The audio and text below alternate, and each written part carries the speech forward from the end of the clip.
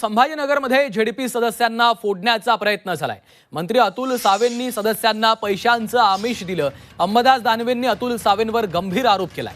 सदस्यांना 1.5 कोटींची ऑफर दिल्याचं देखील दानवे यांनी म्हटलेलं आहे। छत्रपती संभाजीनगर जिल्हा परिषदेत भाजपनं घोडेबाजार सुरू केल्याचा आरोप दानवेंनी केलाय। शिवसेना युबीटीच्या निवडून आलेल्या सदस्यांना 1 ते 2 कोटी रुपये देण्याचं आमिष दाखवलं जातं असा दावा दानवेंनी केला।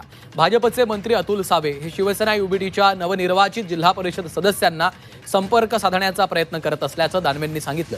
भाजप शिवसेनेकडे बहुमत असतानाही उद्धव ठाकरेंच्या पक्षाच्या सदस्यांवर डोळा का ठेवला जातो असा प्रश्नही निर्माण झालाय। इथं मंत्री त्यांचे एकच आहे, अतुल सावे।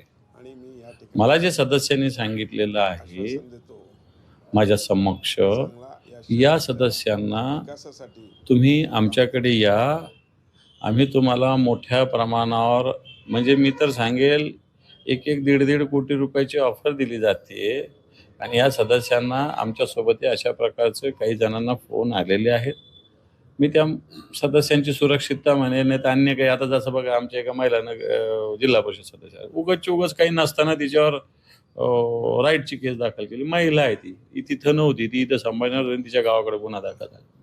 परंतु भारतीय जनता पार्टी अशा पद्धतीनं प्रयत्न करते हे मी सांगू इच्छितो। माझ्याकडे याचे यथावकाश सगळे पुरावे आहेत, कोणाशी बोलले, काय बोलले, सगळे पुरावे आहेत।